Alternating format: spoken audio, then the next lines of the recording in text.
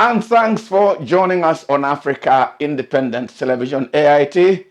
Once again, this is the signature show. I am Mwabweze Njoko. Now, this Sunday, my heart is heavy, and I mean very heavy, because of the burden of coming from Imo State. Now, a journalist colleague of mine forwarded a tweet by Professor Chida Odimkalu to me. The tweet contains the very unedifying and shameful findings by the 7-person advisory team set up by the present government in Imo State, a financial advisory team. The team is headed by one of Nigeria's most respected and most brilliant financial managers, Dr. Abraham Nwankwo, former Director General of Nigeria's Debt Management Office. Now, here are just a few of the findings by that team. 1. Former Governor Rochas Okorocha's government had over 260 accounts with various financial institutions. The governor was, listen to this, the sole signatory to some of those accounts. All the state's universal basic suburb contracts worth over 3.7 billion naira were awarded to only one contractor in the 8 years of the Rochas administration. And Rochas created 31 ministries, including one for, of course, happiness and couple fulfillment, and had over 39 permanent secretaries. Cash, real cash, in the region of 119 billion naira was released to or for the former governor. Today, Imo State has no official government vehicles. All have been looted. And I here am from Imo. I think I should be thoroughly ashamed of myself. Well, as I wipe my tears, let me just give you a statement by the Nigerian Customs Service. The service says it has issued an alert over an imported expired Iranian tomato paste. The tomato brand, Shirin Asal My Tomato, brought in by MTV Investments Limited, according to the customs, is not just an expired product, but it is also inferior and harmful to human health. So, the Customs Service warning dated 5th July 2016 should please put you on the alert against buying and consuming that Iranian tomato paste, Asal My Tomato. Now, the Edo State House of Assembly, crisis there, is throwing up some constitutional and legal issues. The House of Representatives wants Governor Godwin Obaseki to issue a second proclamation. And that is after he had issued one based on which a minority number of members of the Edo State House of Assembly conducted elections and elected their officers. Now, can and should a governor issue a proclamation for the inauguration of the assembly more than once? And does the House of Representatives have the power to order the executive to carry out a constitutional mandate in any particular manner? Maybe lawyers will help me out here.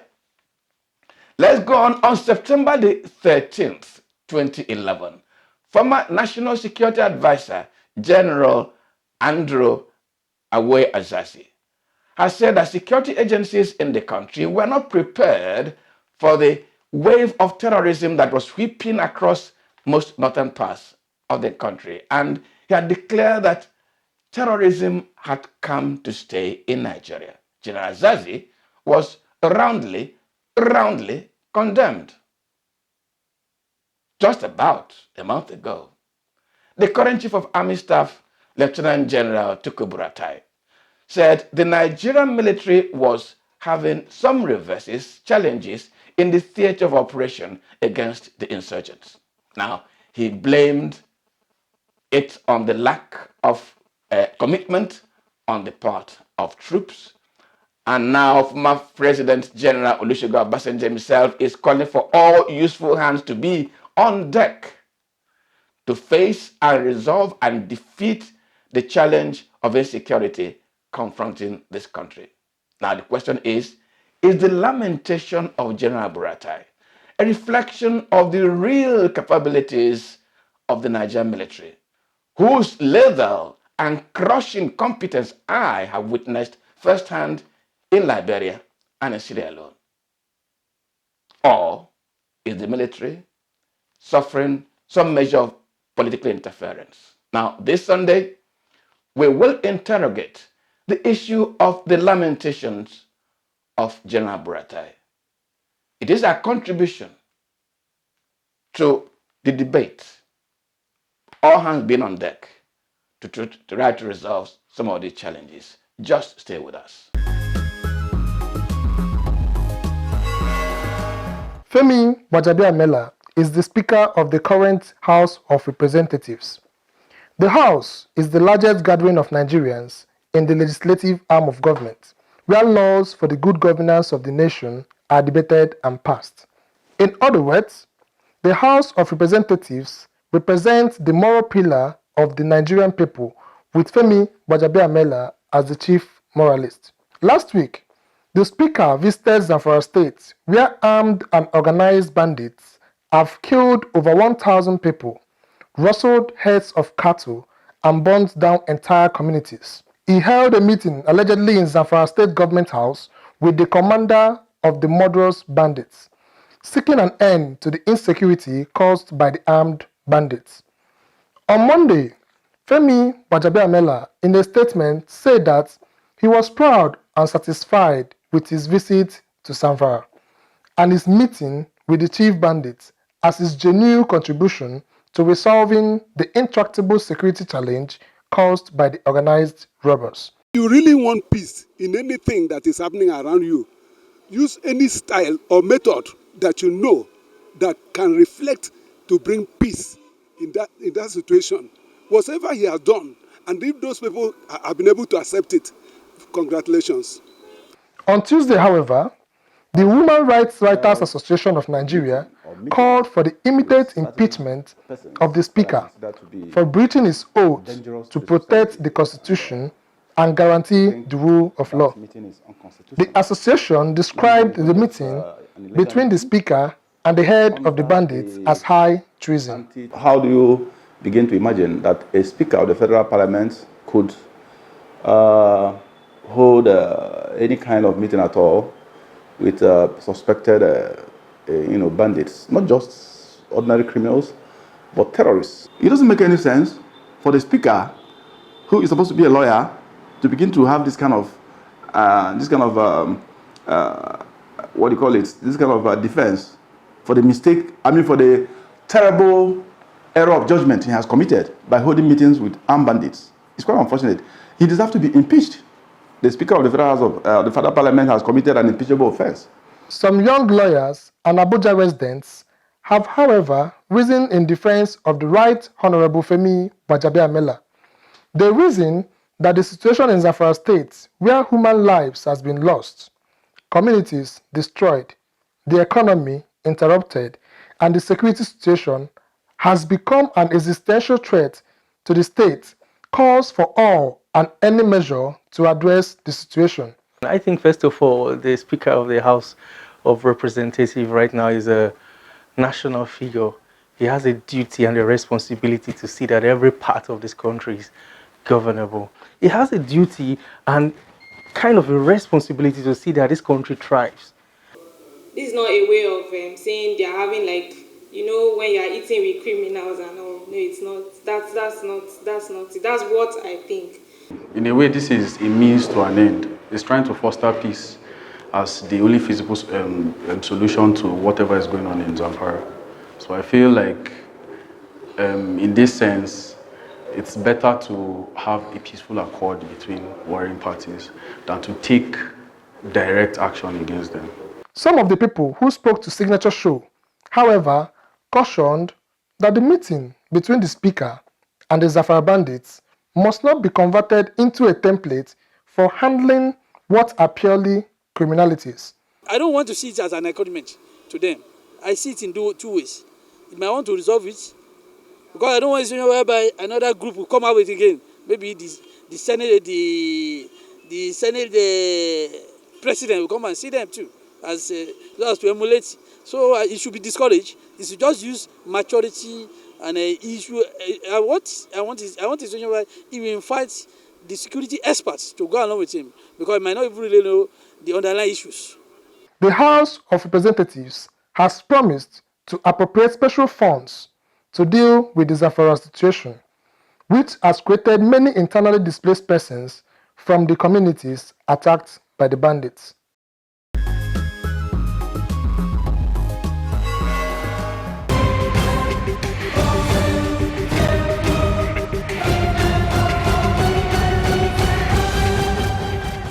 Well, let me welcome you to the conversation segment of our show for this Sunday.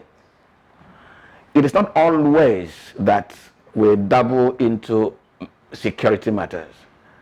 After all, the experts tell us that things of security are not meant for the television or for the pages of the newspapers.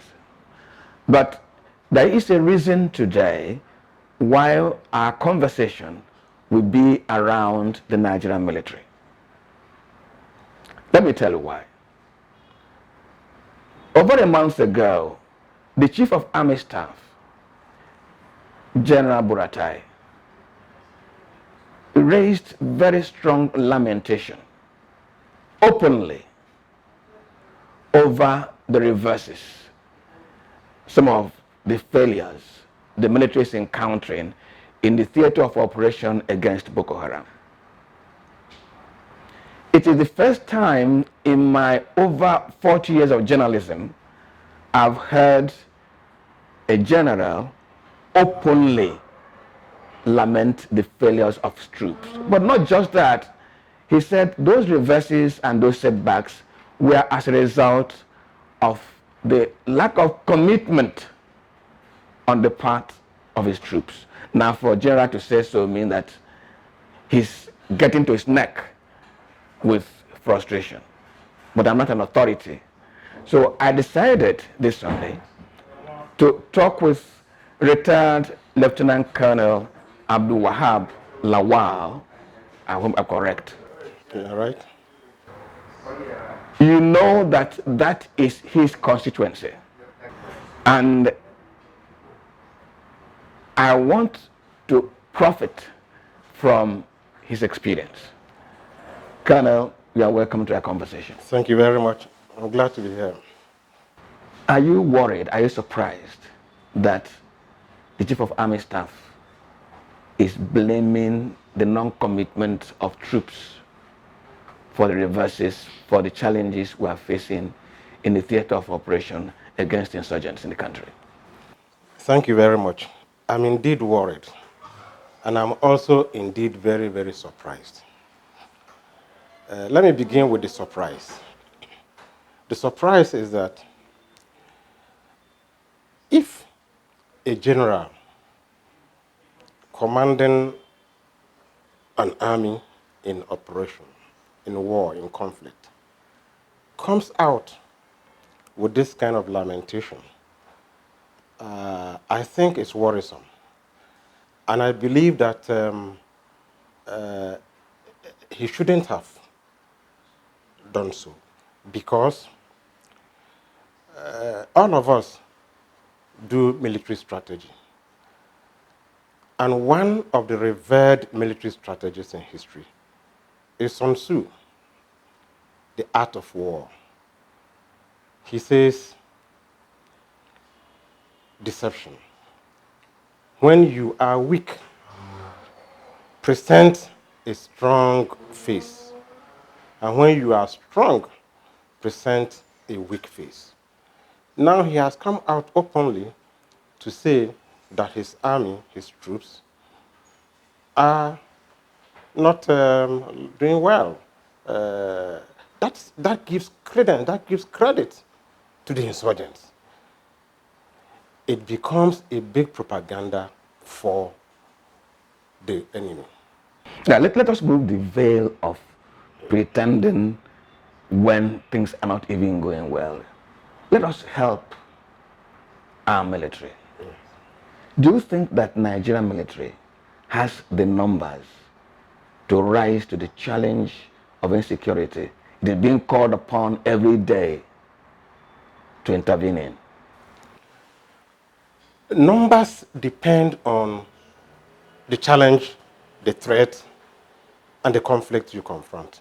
And I don't think they have the numbers.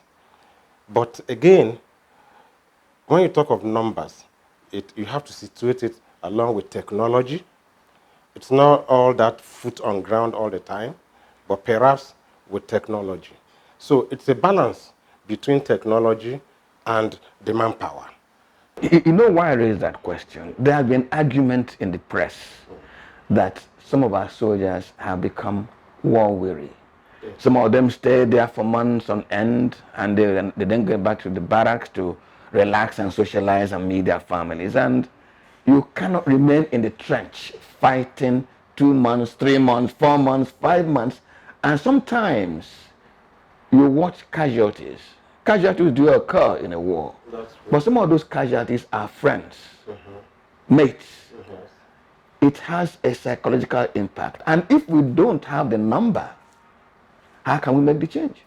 I agree with that. There's need for constant rotation. You know, there's what they call relief in the field.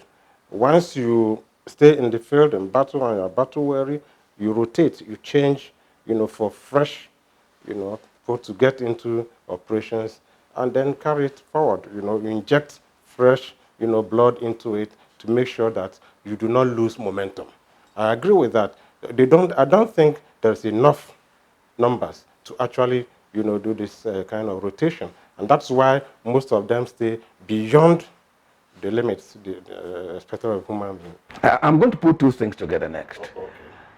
Nigeria was in Liberia, and that meant operations that took armaments, took materials away from the military. Tanks were lost, aircraft were lost, men were lost. Nigeria went to Sierra Leone. So it appears in that period, Nigeria lost considerable armament. That's true. Ordinarily, when an army returns from such an operation, should there not be an inventory to weigh whether you are still comfortable to meet any other challenges? That is true. You do an inventory, you retool, upgrade, and of course, also anticipate, prepare for future warfare. I don't think that was done. And that's why we find ourselves in this kind of situation. And see, why I'm raising that is this political dimension to it. Okay. The military does not fund itself. Yeah. It is funded by the politicians. That's true. Do our politicians appreciate the strategic position of the military to provision for it adequately?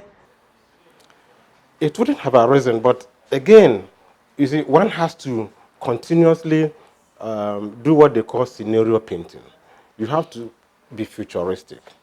Did we even anticipate that our problem, our conflict, was going to be more of internal? It's more of internal than external. We've always focused on conventional warfare, us versus other countries. Talk of invasion, talk of fighting other countries, but now it's internal. Do we have the equipment? Are we prepared? Did we actually do the proper scenario painting to ensure that what we are talking about now, which we call asymmetric warfare, are we prepared for asymmetric warfare? Were we prepared? Are we still prepared? These are the issues that really inform the kind of equipment and how to prepare for it. And so I don't think that was appropriately done. And of course, we know our politicians, their concentration is more of perhaps the economy, how to deliver on dividend of democracy. And of course, you military guys have been there for donkey years. You did not, do anything to yourself. It's not now that you'll be thinking of us using the resources available to concentrate. So it's a lot of challenge that we face right now in terms of how to properly equip the military to fit modern warfare. Now, you talked about painting scenarios. Yes. Boko Haram was never anticipated. From Boko Haram, we now have the Islamic whatever in West African province. That's true. ISWAP. ISWAP. Do we have a military that can respond to emerging challenges in 21st century Africa? We do not until we really retool and equip ourselves to face the modern challenges. But most importantly, I think the Nigerian military is being asked to take upon itself more roles than is anticipated. For example, insurgency. Let me give you an example of insurgency. If you talk of insurgency, there are three key dimensions to fight insurgency. There's the deterrence, the terrorism aspect of it, to deter, to look for the terrorists and fight them and hunt them down. There's the defense of the communities, defense of the space, and then, of course, the development. Okay, all these are put together with the military. That shouldn't be so. The military should take charge of the deterrence, the terrorism aspect of it. The police and other security agencies should take charge of the defense aspect of it, community defense, territorial defense, and all that, so that the military will be limited to this question of countering terrorism. When they are limited to countering terrorism, they will face it, they will be equipped for it. But look at the scenario. They are busy hunting terrorists and at the same time busy securing, the territory, the communities, and all the rest of them. At the same time, expect them to also do development. By the way, they are also doing development because I hear they are the ones providing teachers in some of the schools to make sure the schools run. And not, the military should not be responsible for making schools run in communities, clinics run in communities, and so on and so forth. That should be the charge of some other security agencies like the police, the civil defense, and all that. So where those ones have been downplayed and they are not, they don't have the capacity and the capability to do the aspect of defense, and leaving the military to do the aspect of countering terrorism, then you see that it's all embracing under the military, then they become incapable, they become overwhelmed. So I think the first thing they should actually do is to demarcate this question of responsibility. Military, go for the insurgents, go for terrorists, and they'll use all their resources and capacity to do that. For the areas that have been liberated, areas that seemingly looking free, empower the police, civil defense, and all other agencies, even the civilian JTF community vigilante, recognize and empower them to hold all those places, protect all those places for them. Okay? While local governments also get in place and begin to also develop those areas. So once this separation of functions are properly laid out and is done, the military will now have, less, challenge, less tasks, so that they will face specifically the aspect of terrorism. Now, I will come to two other issues. The first is the matter of the welfare of the Nigerian soldier. Okay. The second is what I may call, I hope that the authorities will not feel bad about it, the misuse and abuse of the military. Let me start from the second. You see our soldiers, crack, well-trained soldiers, manning roadblocks. You see our soldiers serving as guards to some mighty and highly placed people who think that their status in society should not accommodate ordinary policemen. Then you see the Nigerian military spread all over the place looking for kidnappers. How do you think this misuse and abuse is affecting the effectiveness of Nigerian military? It does. It does. And I think the military authorities themselves know this, and of course, they are worried about it. For example, I go around the country, and each time I go for functions like wedding ceremonies burial ceremony or some chieftaincy celebrations, and you find soldiers manning the gates, manning, traffic control, and so on and so forth. It's a debasement of the military. And I'm sure the military authorities know that. But the problem that arises is that when you ask a state government, for example, say, okay, constitute a task force and bring in the military to, to operate within the state, and you now decentralize this control, the abuse naturally comes in because they have been totally left independent, and it can be subject to abuse. And that's why the commander-in-chief must take full control of this kind of deployments. It is beyond the military. If the commander-in-chief says, support state government in terms of so and so operation, and they release soldiers to them, of course, the interpretation is there. Okay, I'm going to have a wedding ceremony. I'm afraid there can be terrorists here, so I need the military. This kind of abuse sets in, and I believe that we should really, really restrict that completely. Colonel, before I come to welfare, I must apologize that I will drag you into some of the media conversations.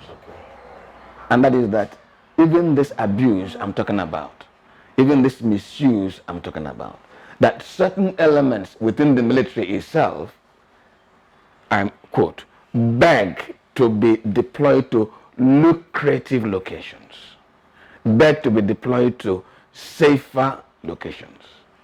Does that sound incredible? It sounds incredible, but I can say outright that I don't believe this. It doesn't happen in the army. The chief of army staff or whoever is a brigade commander or GOC will never accept that kind of thing. It doesn't happen. It doesn't happen. I don't believe it. Let me just put it straight away. I don't believe it. Thank you, Colonel. That's a constituency you know better. Yes, I don't believe so. Let's talk about the welfare of the Nigerian soldier. It is not easy to volunteer to die. That's true. A soldier is that citizen who has elected to put his life on the line to safeguard the territory of his nation. But there are certain pictures we'll be showing in the course of broadcasting this conversation. Let me let you into them. Okay. Soldiers demonstrating about the poor quality of food served them. Soldiers talking about not receiving their allowance after staying so long in the front. Soldiers saying that the allowance even given to them is not even enough. So some of them have to go out to go source for food. And mind you, when a soldier goes out to source for food, he gets it anyhow. He gets anyhow, that's true. And we begin to talk about human rights. Can we speak to our politicians to appreciate that the welfare of the Nigerian soldier is not to be trifled with if they want the military to retain its bite and retain the control the superior officers have over their boys? That is true. I agree with you completely. And I must also add that the legislature have a very strong oversight function in this.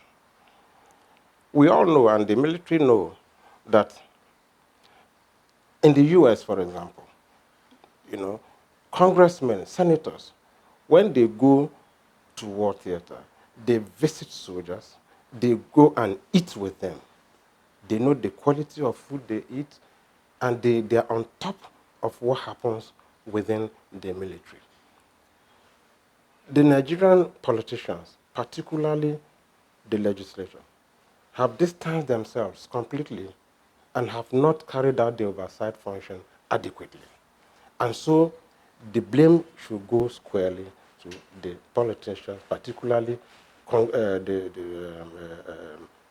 National Assembly members, who do not do their oversight function rightly. Whether it's in terms of equipment functioning, whether it's about welfare, food, and so on. So you do not need, because it's dangerous for you to allow soldiers to demonstrate. It amounts to mutiny, it amounts to treason. So it's a very dangerous trend. And in order to prevent that, there must be proper oversight function. There must be people who be looking over the shoulders of others to say, are you doing this right? And you begin to monitor them appropriately to ensure that things are done right. But when you leave them to their own devices, of course. And again, I must also tell you something that's very worrisome. There can be fifth columnists within the military, like the Chief Army Staff was mentioning. It's possible for the military to be infiltrated by people who do not wish this country well, by infiltrating into the military and asking them to do certain things. And so from time to time, you see videos. Recently, I saw a video of, in the battlefield. For God's sake, I've never seen where an infantry soldier is shooting the enemy and at the same time filming himself, filming what is going on, and sending it to become viral. Something must be wrong somewhere. It's not from the ordinary. So I think that politicians must, be more serious about oversight to make sure that they have a full grip of what the military is doing in order to avert these issues that you are raising. I'm not excited. I'm worried about fifth columnism. Yes. Fifth columnists getting to create crisis, lack of confidence within the Nigerian military. But there's also the debate about the politicization of Nigerian military, where there seem to be arising small enclaves of loyalty. A soldier is deployed, he feels, or the gossip is, he feels that some people from certain sections of the country are being deployed to certain areas where they be killed, where some others are being safeguarded. Or this commander should not take care of preponderant use of force from here, and so loyalty begins to be doubtful. Can you speak to that conversation, to that allegation? It's really difficult to speak to that allegation in the sense that the military is a unified force. You must be unified in order to fight as a force. Where you are, disintegrated in terms of not having cohesion, you have problem. That's the issue. So you must have a cohesion within the system, within the military. And so there must be confidence. All of them must have confidence. During my time, nobody ever knew this one came from this place or that place, and you fought as a war machine together in cohesion. But don't forget that you cannot wish politics away completely in whatever endeavor you do, because, as you know, even war is an extension of politics. Okay, so politics is always, interfering into the affairs of the military. But the military itself must be cohesive enough to, expunge aspects that can be detrimental to their operations. And so the military cohesion is very, very important. And military hierarchy and military command must always make sure that interferences from outside is so limited, and that the military itself, within itself, is cohesive enough, strong enough, integrated, properly integrated enough to form a war machine to forge ahead. Where you have this question of disunity, and all that, it creates a big problem. And it rests with the command to make sure that some of these issues are resolved properly. The next thing I want to talk about is retirements in the military. And I'm not talking about it because it obtains also in the police. Yes. Myself, as a citizen, I expect that the Nigerian military spends a whole lot of money training and producing majors, colonels, generals, and that by the time a soldier becomes a fully fledged combat officer, the country, the institution has invested so much money in giving him knowledge. That's true. But when appointments are made by politicians, this warehouse of knowledge, you see mass retirement. Does it not affect the competence, the knowledge base, the experience base of the military? You know, the military has its terms and conditions of service. That I know. And in fact, the military has a very organized way of, transiting from recruitment to retirement, training and all that. And so for military, I think it's quite smooth enough. It's quite smooth. And they also have retention of memory in the institution. They have, records. People train, they mentor. And so it's quite a smooth transition from recruitment to retirement. I also agree that sometimes there is political interference in terms of retirement and all that. And sometimes the attrition rate becomes so high as to weaken the system. But most often, the military in particular quickly bounces up again. Don't forget the incidents of the plane crash of 1994, I think, also. Under General Ibrahim Babangida regime. Yes, yes. That was a very big tragedy that really fell the military. But, within a short period, they were able to bounce back and all that. So that's the kind of thing, the resilience that institutions like the military has in terms of this kind of attrition that goes on. Two generals, retired generals, have made uncomfortable comments. Yeah. Yet, the present president, no matter how we address him, is first and foremost a soldier, a fully fledged soldier. That's his constituency. So I expected, for instance, that General Tiwa Danjuma, who some months back raised very scathing comment about the misuse of the military for other objectives. I also expected that General Olusegun Obasanjo, who also was the president, who's made also very strident comments about certain developments in the military, that you people in the military family, if you think that your military is not doing as it ought to, that there should be freedom, there should be not just understanding, there should be that a family feeling of saying, look, we cannot have my constituency go this way. Is Nigerian military missing that kind of suggestion, that kind of benefit? Certainly. It's obvious. It's obvious for very revered people, very revered generals, to come out openly and say something is very worrisome. And within our circles, yes, we are worried about those kind of comments.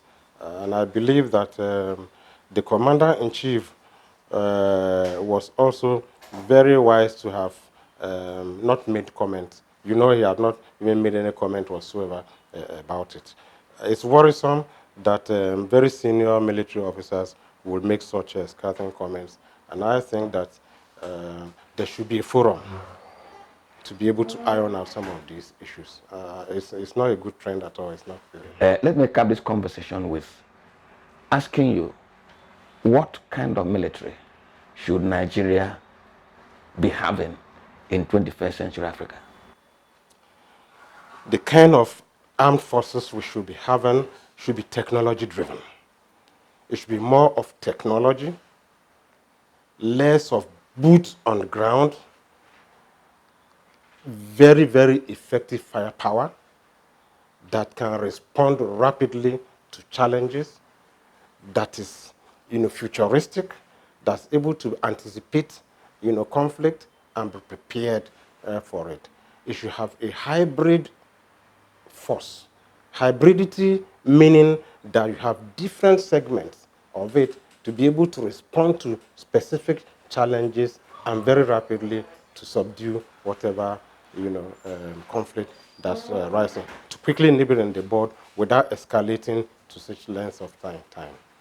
Well, let me, on your behalf and on my own behalf, thank Lieutenant Colonel Abdulhab Lawal, a retired Lieutenant Colonel of the Nigerian Army. We began this conversation from the lamentations of the Chief of the Army Staff. And then we've x-rayed what kind of military Nigeria needs in 21st century Africa. Well, I think I've been a little bit removed from my ignorance into better education. Lieutenant Colonel, thank you very much for coming to our program. Thank you very much. I'm most grateful. I hope I made some worthwhile contribution. Yeah, please, we're obliged. We're obliged. Thank you. Thanks for that. Thank you. Well, can we continue the conversation next Sunday? My name never changes. It remains Mwabozo Njoko. Can I say good afternoon? Let's meet next Sunday.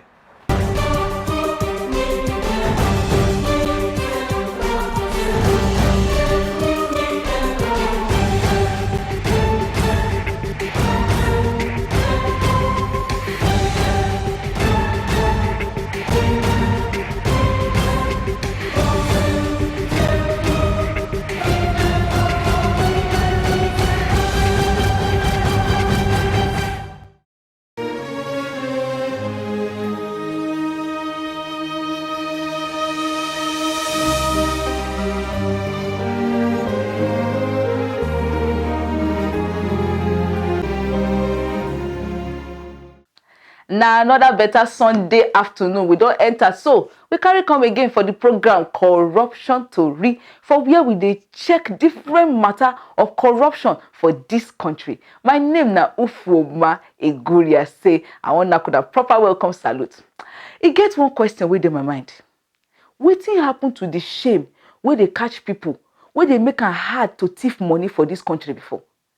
You know that time when it be say, when person think of the shame where he won't carry, throw away for a family body, where they go, they cover face, they hide, they do like this, they do like that. He go think again before he commit crime. My people before, young people go, they think of this shame. When they think they go reason say, it better make them humble, do their hustle, get money, pass make they come commit crime, to say make they rich, come disgrace their entire family. Our story of today, na shaking head matter.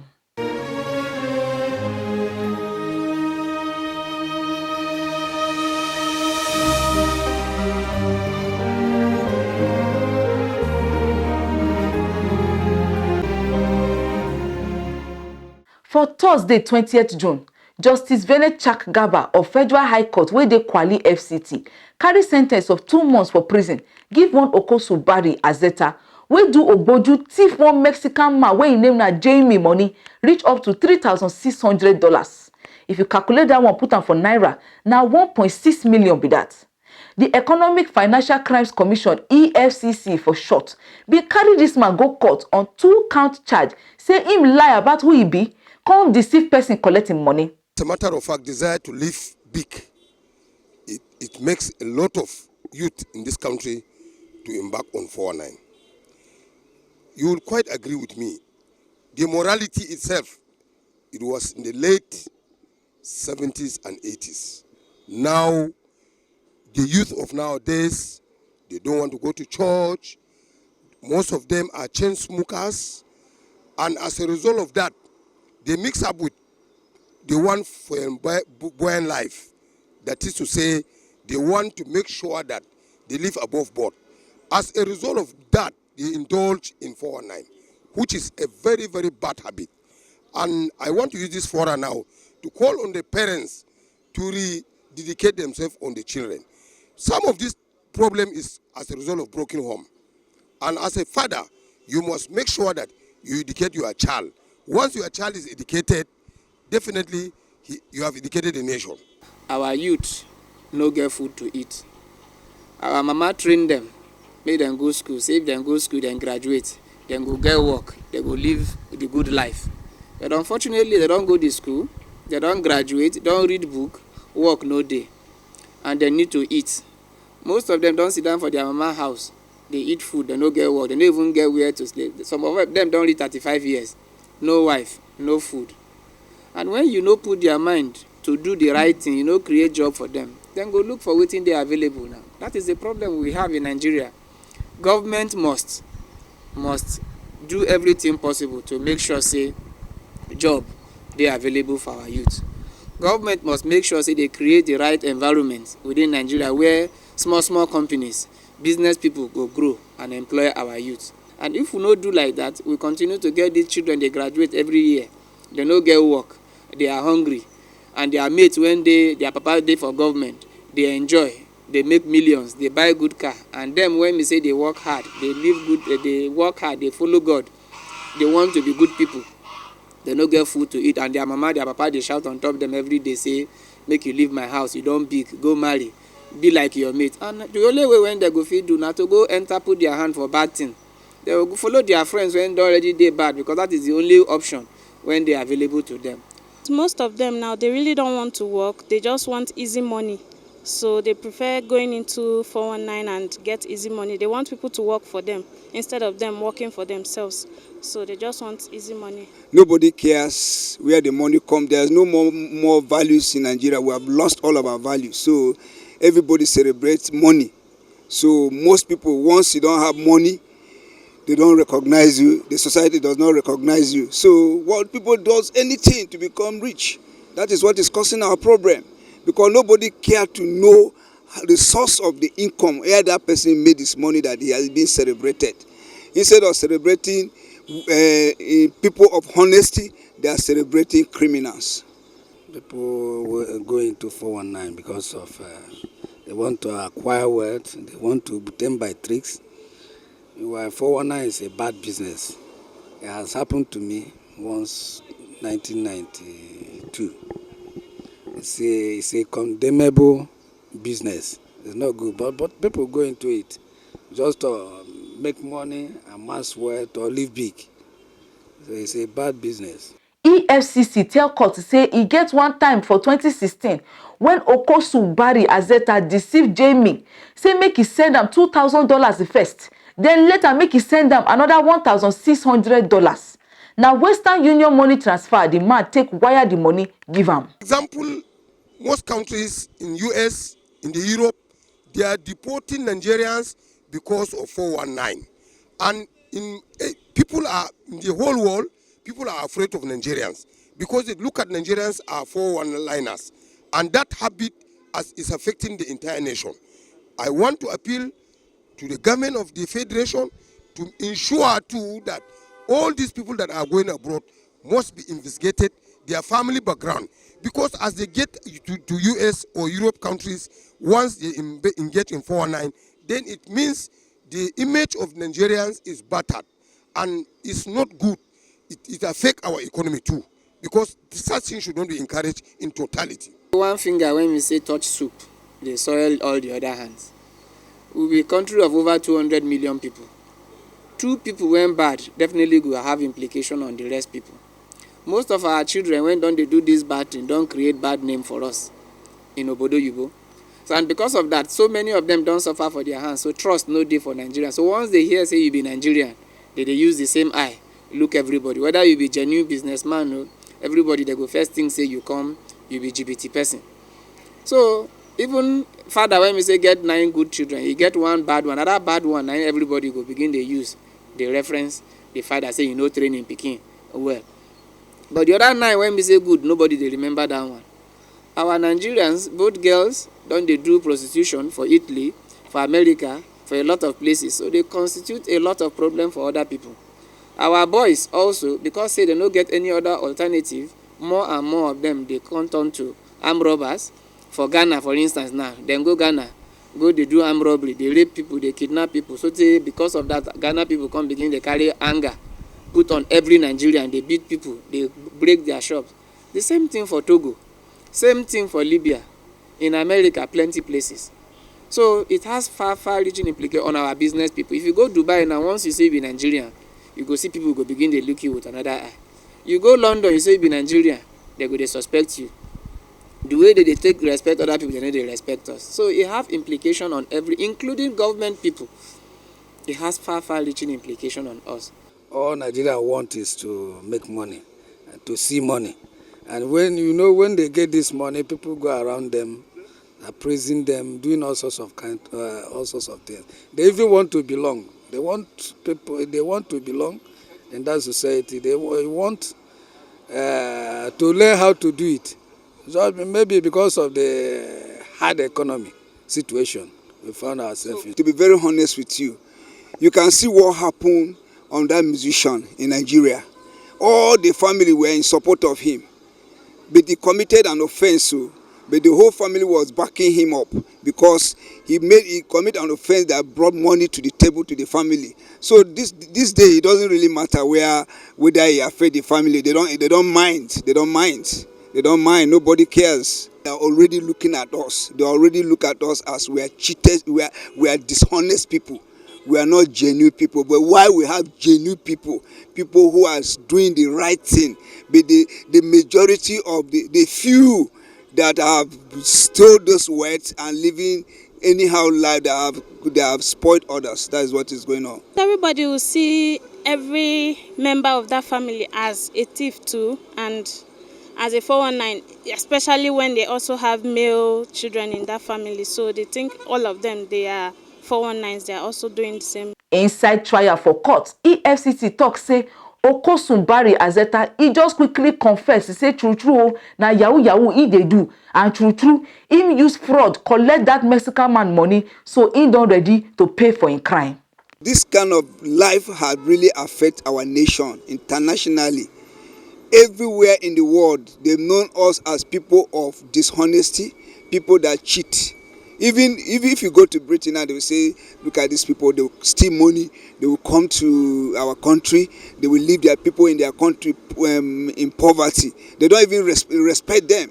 Then they call themselves big men of Nigeria, they are our political leaders. They don't have regard on them in the Western world because they know the source of their money. Check all of them. Where did they make their wealth? Where did their wealth come from? Does any of them have any invention that produce money like the Bill Gates? If you look at them, they have affiliation with one government or the other. That is, just check. If you think I'm lying, do your research and see how many of our big men, our politicians, that have really made their money genuinely, if not from the government. 419 generally, once somebody is caught by police or EFCC, the name of the family is battered completely. Nobody will be happy about what is going on within that family. People will desert the family. And I want to appeal to all the youth of this country to desert 419, because 419 is a bad ethic, it's a bad habit. Nobody should be encouraged to link up with his child. We are praying, always praying to make sure that our children are above board. And I want to appeal to the book of Proverbs from chapter 1 to the end. The youth of this country should embark on it. Once they imbibe by that book of Proverbs, I believe it is going to inculcate discipline in them. And morally, they will have an upbringing in a good manner. Very bad. It's, people look at us as thieves, especially when you go outside Nigeria. But Nigerians, I think, they do it to survive, but it's bringing bad image to the country. Even the genuine ones, people look at them, immediately you mention that you are from Nigeria, people look at you differently. They have thoughts differently about you. They begin to watch you, monitor you closely. They also use 419 to cover up Yahoo and the rest, so that's why they deport most Nigerians that travel out, and they are spoiling our image, really. And most of us don't have opportunity of going out because once they see us in Nigeria and you're coming to outside country, they just feel maybe this one is coming to do fraud here. So the lawyer wey defend am tell judge say Okosun no lie. He quickly confess to talk truth, say he commit, so he no come waste EFCC or court time at all. He come beg judge, say abeg make he tender justice with mercy as this man confess sharp. Na so Justice Venechak Garba come gree for wetin the lawyer talk, sentence Okosun to 2 months for prison. Pere.